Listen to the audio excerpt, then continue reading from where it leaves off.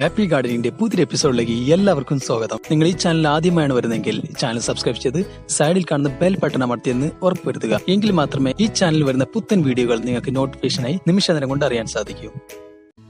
വീട്ടുമുറ്റത്ത് അല്ലെങ്കിൽ സൺഷൈൻ്റെ ചുവട്ടിലൊക്കെ ആയിട്ട് ഹാങ്ങിങ് ബാസ്ക്കറ്റ് വെച്ചിട്ട് അതിൽ കുറച്ച് ഹാങ്ങിങ് പ്ലാന്റ്സ് വളർത്തണമെന്ന് ആഗ്രഹിക്കുന്ന കുറച്ച് പേരെങ്കിലും കാണും. അപ്പോൾ അവർ ആദ്യം അന്വേഷിക്കുക, നമുക്ക് വളർത്താൻ പറ്റിയ പ്ലാന്റ്സിന്റെ പേര് അറിയണം, അല്ലെങ്കിൽ ഏതൊക്കെ പ്ലാന്റ്സ് എനിക്ക് കുറഞ്ഞ കെയർ കൊണ്ട് വളർത്തിയെടുക്കാൻ പറ്റുന്ന ചിന്തിക്കുന്ന കുറച്ച് പേരെങ്കിലും കാണും. അപ്പോൾ അവർക്ക് വേണ്ടിയുള്ളതാണ് ഈ വീഡിയോ. നമുക്ക് ഈസി ആയിട്ട് വളർത്താൻ പറ്റിയ ഒരു 5 ഹാങ്ങിങ് പ്ലാന്റ്സിന്റെ പേരും അതിന്റെ ഡീറ്റെയിൽസ് ആണ് ഇതിൽ പറയുന്നത്. അപ്പോൾ നമുക്ക് വീഡിയോ എടുക്കാം. അപ്പോൾ നമ്മുടെ ലിസ്റ്റിലെ ആദ്യത്തെ ചെടിയാണ് വാണ്ടറിഞ്ചിയോ.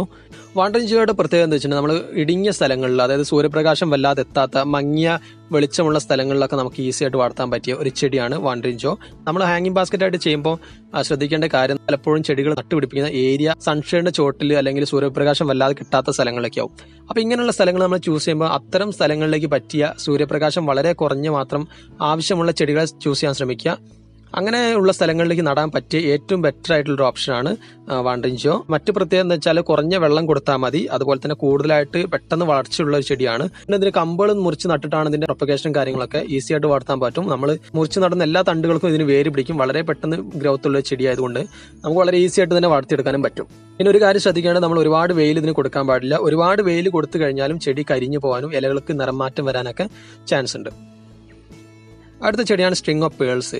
അപ്പോൾ ഇത് പേര് സൂചിപ്പിക്കുന്ന പോലെ തന്നെ ഒരുപാട് മുത്തുമണികൾ തൂക്കിയിട്ടതുപോലുള്ളൊരു ആകൃതി തന്നെയാണ് ഈ ചെടിയുടെ പ്രത്യേകത. അപ്പം നമ്മൾ ഹാങ്ങിങ് ബാസ്ക്കറ്റിലൊക്കെ നടുകയാണെങ്കിൽ നല്ല രീതിയിൽ ചെടി നീണ്ട് വളർന്നു വന്നു കഴിയുമ്പോൾ തന്നെ കാണാൻ തന്നെ വളരെ മനോഹരമായിരിക്കും. നമ്മുടെ വീട്ടിൽ ഗസ്റ്റ് ഒക്കെ വന്നു കഴിഞ്ഞാൽ തന്നെ എല്ലാവരും ശ്രദ്ധ അതിലേക്ക് തന്നെ ആയിരിക്കും. പലരും ചോദിക്കുന്നത് പ്ലാസ്റ്റിക് ആണോ അല്ലെങ്കിൽ ഇത് ഒറിജിനൽ ചെടി തന്നെയാണോ എന്ന് പലരും ചോദിക്കും. ഈ ചെടി കണ്ടു കഴിഞ്ഞാൽ ഗസ്റ്റിനെയൊക്കെ ഒന്ന് ആകർഷിപ്പിച്ച് ഗാർഡൻ കൂടുതൽ മനോഹരമാക്കാൻ താല്പര്യമുണ്ടെങ്കിൽ തീർച്ചയായിട്ടും നിങ്ങൾ ചൂസ് ചെയ്യേണ്ട ഒരു ചെടിയാണ് സ്ട്രിങ് ഓഫ് പേൾസ്.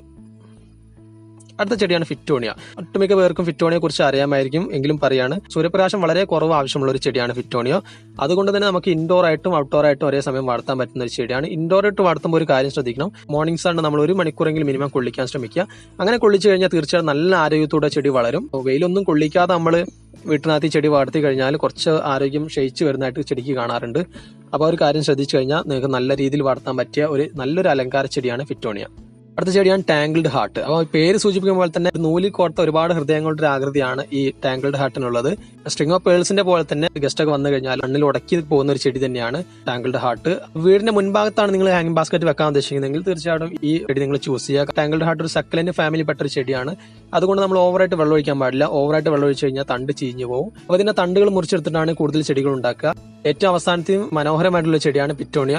പിറ്റോണിയ വളർത്തുമ്പോൾ ഒരു കാര്യം ശ്രദ്ധിക്കുക, മനോഹരമായി പൂക്കൾ തരുന്ന ചെടിയാണ്. അപ്പോൾ അത്യാവശ്യം കുറച്ച് വെയിൽ വേണ്ട ഒരു ചെടി തന്നെയാണ് പിറ്റോണിയ. അപ്പോൾ നമ്മൾ പുറത്തേക്ക് ഔട്ട്സൈഡിലേക്കാണ് നമ്മൾ ഹാങ്ങിങ് ബാസ്ക്കറ്റ് പോലെ ചെയ്യാൻ ഉദ്ദേശിക്കുന്നതെങ്കിൽ തീർച്ചയായിട്ടും വളർത്താൻ പറ്റിയൊരു ചെടിയാണ് പിറ്റോണിയ. നന്നായിട്ട് നല്ല മനോഹരമായിട്ടുള്ള പൂക്കൾ തരും. ഇപ്പോൾ നമുക്ക് കിട്ടുന്ന എല്ലാ പിറ്റോണിയകളും ഹൈബ്രിഡ് വെറൈറ്റീസ് ആണ്. മിക്സഡ് കളറായിട്ടുള്ള മൾട്ടി കളർ വരുന്ന പിറ്റോണിയസ് ഉണ്ട്, അതുപോലെ സിംഗിൾ കളർ വരുന്ന പിറ്റോണിയസ് ഉണ്ട്. അപ്പം നഴ്സറിയിൽ പോയി അന്വേഷിച്ചാൽ നമുക്ക് ഈസി ആയിട്ട് കിട്ടുന്ന ചെടിയാണ് പിറ്റോണിയ.